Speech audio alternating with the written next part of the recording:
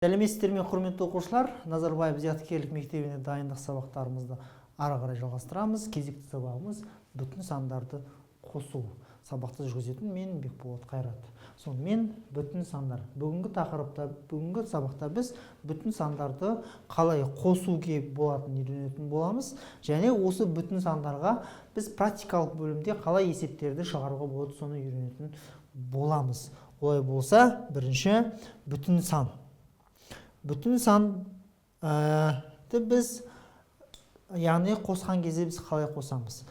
Координаталық түзу бойымен біз қосқан кезде, яғни координаталық түзуде қосу амалын орындаған кезде қосылатын сан 10 болса, координаталық түзу бойымен 10-ға, қосылатын сан теріс болса, координаталық түзу бойымен солға жылжытамыз. Сіздер осыны есте сақтаңыздар. Яғни қосылған кезде оң жаққа оң сан болса оңға жылжиды, ал теріс сан болса сол жаққа жылжитынын көрсетуге болады. Мысалға, плюс 5 қосылған плюс 2 амалын координат түзуде орындайық. Ол үшін біз, яғни плюс 5 және плюс 2 амалын орындаған кезде плюс 5 үшін 0-ден 10 бірлік жылжытамыз, ал плюс 2 үшін плюс 5-тен 10-ға 2 бірлік жылжытамыз. Яғни бізде бұл жерде, қараңыздар, міне жердегі 0-дан бастап мен 5 бірлік жылжыттым, және 0-дан бастап мен 5-тен бастап ары қарай тағы 2 бірлік жылжыттым. Сонда менде барлығын санайтын болса, менде 7 бірлік болады екен.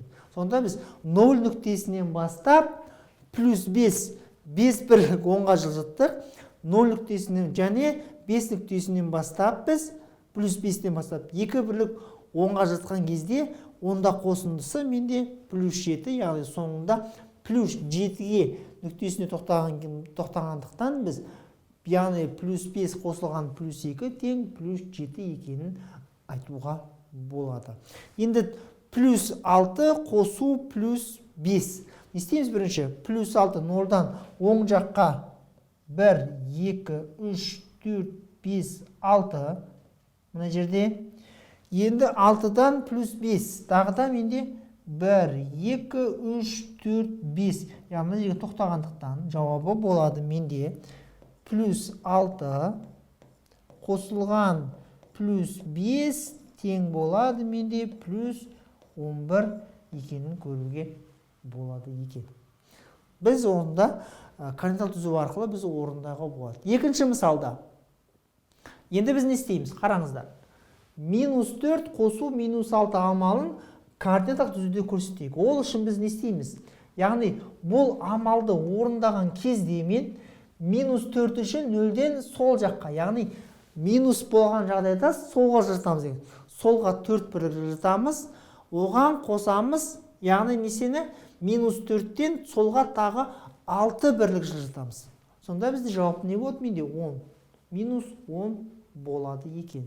Енді осыған мысал шығарып көрейік тағыда. Яғни плюс минус 5 0-дан мен істеймін 5 бірлік солға жылжытам. 1, 2, 3, 4, 5 бірлік жылжыттым. Енді минус 3-тен 3 бірлік тағы да солға жылжытам. 1, 2, 3 жауап менде болды минус 8. Олай болса минус 5 қосылған минус 3 тең болады менде минус 8-ге тең болатын, осылай көрсетуге болады екен. Бұл бізде, яғни рационал сандарды, яғни бүтін сандарды біз координаталық түзуде осылай қосуымызға болады екен. Енді есте сақтаңыздар. Яғни бұл жердегі мысалдардан, екі мысалдан түсінетініміз, оң екі бүтін санның қосындысы оң сан болады, теріс екі бүтін санның қосындысы теріс сан болатынын көруге болады екен. Есте сақтаймыз. Енді келесі бізде болсын минус 8 қосу плюс 3 амалын координаталық түзуде көрсетейік. Ол үшін біз, яғни мына амалды орындаған кезде біз минус 8 үшін 0-ден сол жаққа жылжытамыз. 8 бірлік. Мінекей қараңыздар. Одан кейін плюс 3 үшін минус 8-ден 10-ға 3 бірлік жылжытамыз. Яғни керісінше жылжиды. Жауап менде болады. Менде минус 5-ке тең болады екен. Енді дәл солай келесін шығарып көрейік.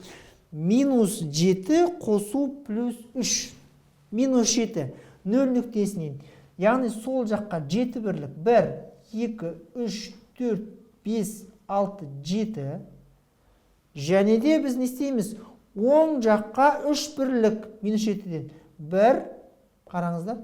1, 2, 3. Жауап не болды менде? Минус 4-ке келіп тоқтады. Олай болса, бұның жауабы менде минус 4 деп жазуға болады екен. Келесі мысал. Плюс 7 қосу плюс 4 қосу минус 7.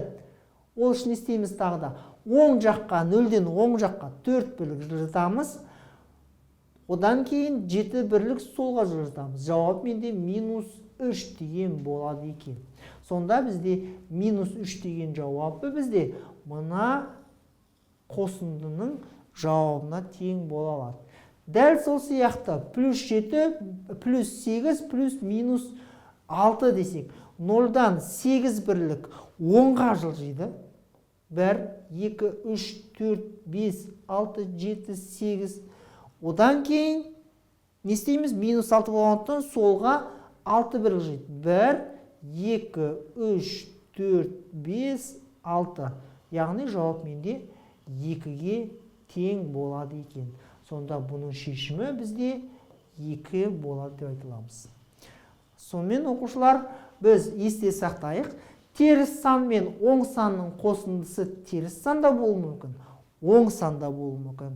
Яғни ол жерде біз мына координаталық түзуде біз оны кескіндеп көрсетуге болады екен. Егер де менде қосу оң сан болса, оң жаққа жылжиды, теріс сан болса, сол жаққа жылжытып, осылай қай нүктеге келіп тоқтайды, біз соны жауап ретінде аламыз. Ол тоқтаған нүкте бізде оң санда болуы мүмкін, теріс санда болуы мүмкін екен.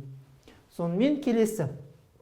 Енді бұл жерде біз таңбаларымен бүтін сандарды қосу. Яғни таңбаларымен біз бүтін сандарды қосуға болады. Яғни плюс символын біз плюс 1 санын, және минус символ минус 1 саны береді деп қарастырамыз. Ал плюс пен минус жұптары 0-ді береді. Есте сақтаймыз. Егер мен екеуі қатар келетін болса, ол бізде 0-ді береді екен. Мысалға бізде қараңыздар, 5-ші мысалда минус 1 қосылған минус 3 амалын таңбаларымен модельдейік. Яғни минус 1 деген 1, минус 3 деген 3. Қараңыздар. Мына жерде бізде минус 1, мына бізде минус 3, яғни 3 болыпты. Қосатын болса, менде минус 4 деп жаза аламын. Келесі. Мына жерде менде 3 бар әрине. Неке қараңыздар. Мына жерде менде 5 бар. 1, 2, 3, 4, 5. Сәйкесінше 8 қосындысы бізде 8 болады. 1, 2, 3, 4, 5, 6, 7, 8. Міне осылай қосуға болады екен. Келесі 6-шы мысалда мына жердегі таңбалардың амалын таңбаларын нөмірлейік. Бізге шешімі бойынша біз осыны, яғни кестінді кестетін болсақ, біріншісі менде плюс 1 плюс, екіншісіне менде 3 минус. Алдына қосқан кезде менде мына жерде плюс минус, минус, минус, ал плюс пен минус бізде нені беруші еді? 0 бергендіктен, онда менде 2 минус қалды. Жауап менде 2 минус деген сөз. Міне осылай, яғни плюс пен минус 0 бергендіктен жауабы менде минус 2 болады. Яғни бұны бізді шығарып тастады. Яғни ол 0 бергендіктен біз 2 минус болады деп айталамыз. Енді біз плюс 1 плюс минус 5 болса, бұл жерде менде біреу бар плюстен, ал мына жерде менде минуста менде біреу, екеу, үшеу, төртеу, бесеу бар. Барлығы менде минус болғандықтан. Сол кезде 1 плюс пен 1 минус мына жерде болады. Қалған төртеуі менде біреу, екеу, үшеу, төртеуі менде минус болады. Сонда мына жерде бізде 4 минус қалады дегеніміз шыға келеді. Өйткені неге? Плюс пен минус ол бізде, яғни ережесі бойынша 0-ді береді деп айтқанбыз. Сонда бізде жауабымыз осылай болады екен. Енді бізде мынандай да болуы мүмкін. Қараңыздар. Мысалға менде плюс 4 қосылған минус 5 болуы мүмкін.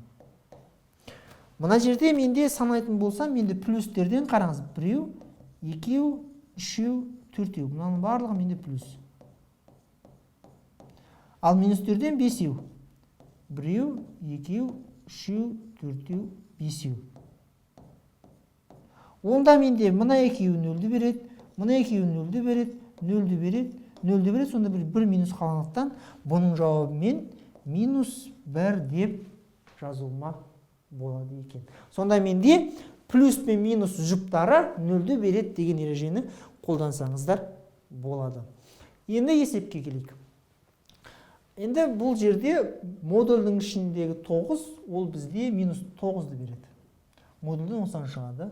Қосылған -8, қосылған -2. Енді ереже бойынша біз не істейміз? Ереже бойынша біз бұл жердегі, мына жерде плюс 9-дан 1 плюс артық, мына жерде 8 жұп болады. Олай болса мен 1 жазалам. Плюс 1 деп жазам әрине. Қосылған -2. Мына жердегі 1 минус пен 1 минус 2 0 болады да, не қалады менде? -1 деген жауап қалады екен. Келесі тағы да 15, яғни плюс 15, қосылған -13, қосылған -16. Бұл жерде 4-тің ғана қалады. -4-тен 4-тің ғана қалады. Тағы ескерейік, қараңыздар. Мына плюс 15 пен -15, мына жерде плюс 13 пен -13 кетеді де, менде плюс 2 қалады. Қосылған -16.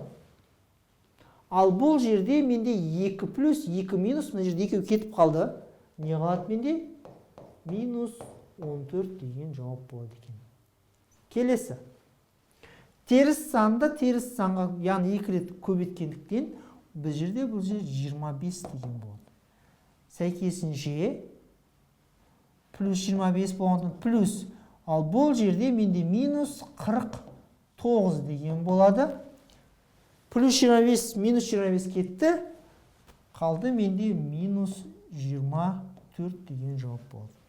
Келесі. Модульдің ішінен 10 сан шығады. Онда болады менде -19. Мұна минус пен. Және плюс -8. Барлық минустарды санайтын болсақ, -27 деп айта аламыз. Яғни теріс сан мен теріс сан қосқанда менде теріс сан шығады деген ереже бар. Келесі. Бұл жерде дәрежесі сізде жұп болса, тақ болса, яғни дәрежесі жұп болса 10 сан шығады. 2-ның 4 дәрежесі бізде болады. 16 болады. Қосылған -27. Қосылған 10 санның жұп дәрежесі 25, яғни плюс 25 деген болады. Енді қараңыз. Бұл жерде 16 минус 27. Минус 16 кетті, ол қалады. Менде минус 11 қалды. Осыған мен қосамын. Плюс 25-ті. Плюс 25-тің плюс 11-і мұна мен жойылып кеткендіктен қалды менде плюс 14 қалды. Жауап менде плюс 14-ке тең болады екен. Керісінше келесі f. Минус 3-тің 2 дәрежесі ол бізде 9, яғни плюс 9. Минус 1-дің жұп дәрежесі менде плюс 1 тағы да. Плюс менде минус 11 деген болады екен.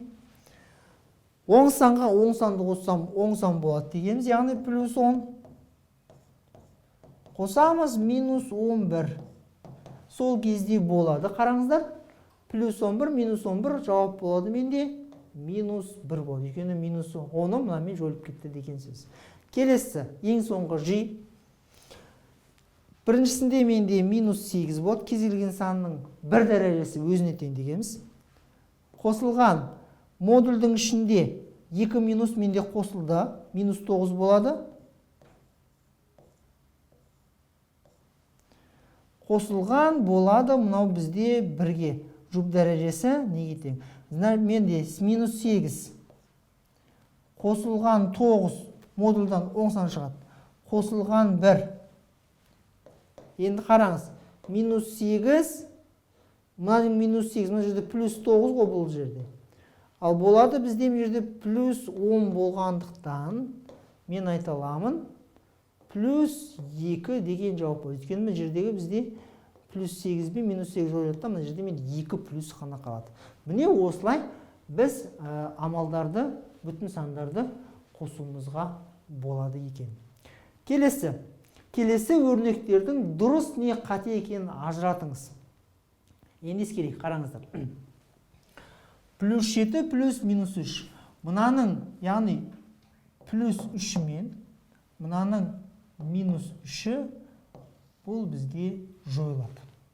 Сонда мына жерде қалды менде плюс 4 қалу керек еді. Алында минус 4 қалғандықтан бұл бізде қате. Керісінше екіншісі. Кез келген санға 0-ды қоссаң өзі шығады. Онда бұл бізде дұрыс.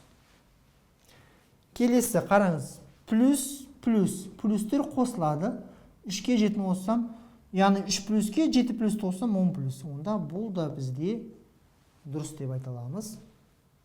Кез келген санға 0-ды қоссаң, немесе 0-ге сол санды қоссаң өзі шығады. Онда бұл да бізде дұрыс болады екен. Минус 3 қосылған минус 7. 2 минус бізде қосылады дегеніміз. Яғни теріс санға теріс сан қоссам теріс сан шығады. Енді осы жерден мына минус 3 пен, минус 3-тердің минустардың саны 3 минус пен 7 минусты қоссам енді 10 минус шығу керек. Ал бұл жерде минус 4 шығып тұрғандықтан бұл бізде қате болып саналады. Келесі. 7 қосу минус 3. Яғни бұл жерде плюс 3 пен, ал бұл жерде дұрысын тексеру керек бізге. Қосылғыштардың орны ауысқанмен қосымды өзгермейді деген ереже бар. Тексеріп көрейік жақсы. Мынаны тексерейін бірінші. Плюс 3 минус 3. Ол бізде 0 болды. Жауабы қалады менде плюс 4 деген. Бұл бізде жауап. Біріншінің жауабы. Екіншінің жауабын көрейік. Яғни ол бізде мынандай. Онда мен айта аламын. Минус 3 пен плюс 3. Бұл да бізде 0-ды береді. Қалады менде плюс 4 қалады. Плюс 4 пен минус 4 екеуі бір-бірімен тең болғандықтан, олай болса мен бұны дұрыс деп қабылдай аламын. Келесі. Минус 7-ден қосамыз минус 3. Яғни минустардың саны 7, минустардың саны 3. Онда барлық минустар менде минус 10. Онда бұл да менде дұрыс болады екен. Келесін қарайық. Енді мен мынаны тексеруім керек бірінші. Яғни біз плюс 7, ол деген сөз плюс 3 минус 3 0 болды. Не қалды менде? Плюс 4 қалды. Плюс 4 қосылған минус 4. Ал плюс 4 пен минус 4 менде 0 болып қалды. Мына жерде қалды менде минус 4 қалды. Екіншісін көрейік енді, қараңыздар. Мен мынаны мына жерге көрсетейін.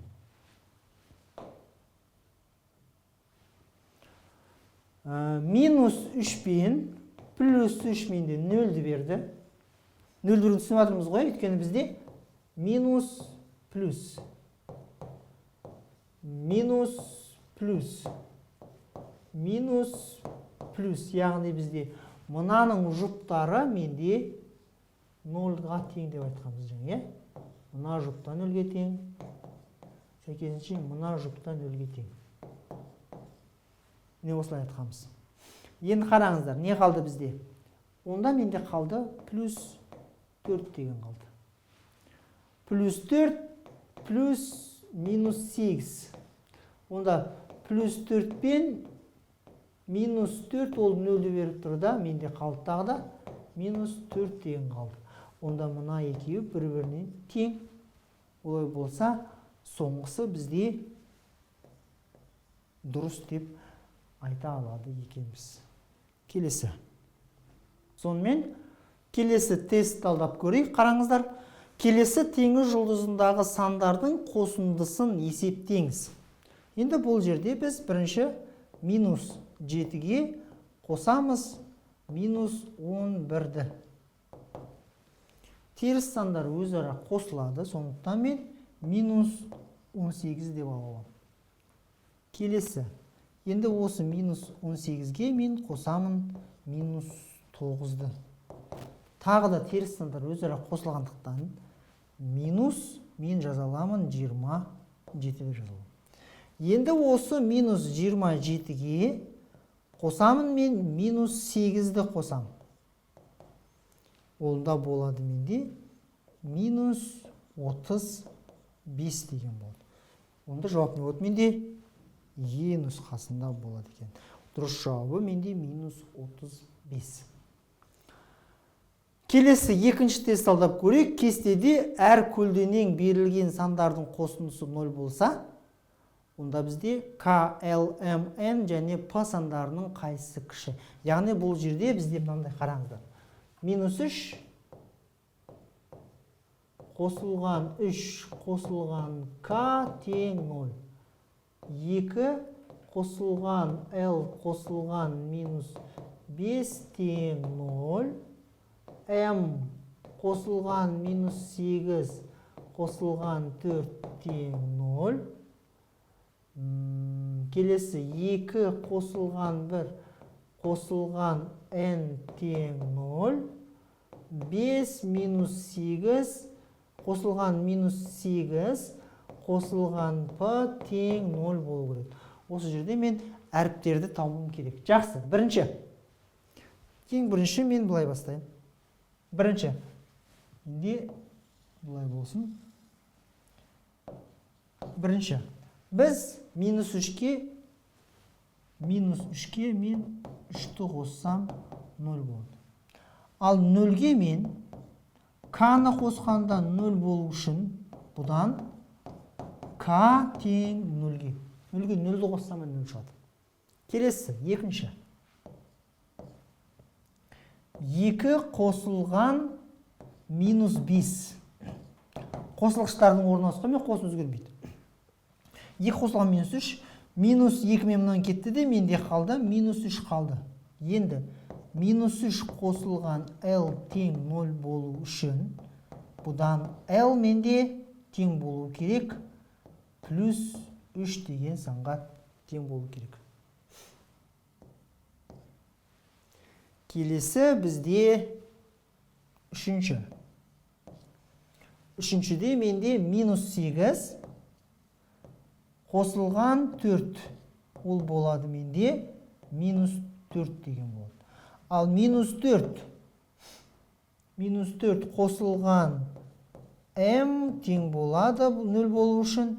Онда М тең болу керек. Менде плюс 4 деген болу керек. Плюс 4 деген болу керек. Не жерге плюсын қойып қояйық. Келесі бізде қалды. Не қалды? Төртінші мына жерге жазайын. Төртіншіде менде 2 қосылған 1 тең болады 3. 3 қосылған бізде не болды? 3 қосылған N тең 0 болу үшін N деген сан менде болу керек минус 3-ке тең болу керек. Келесі бесіншісі. Бесіншісі бізде 5 қосылған минус 8. Ол болады менде минус 3-ке. Ал минус 3 қосылған П тең 0 болу үшін, онда П тең болу керек менде плюс 3-ке. Енді осылардың барын белгілеп алайық. Кейін салыстырамыз. Бірінші К 0-ге тең. L менде плюс 3-ке тең. М менде плюс 4-ке тең. Келесі N менде минус 3-ке тең. П бізде 3-ке тең. Осылардың ішіндегі ең кішісі сұрап тұр. Қараңыздар, ең кішісі менде N минус 3-ке тең.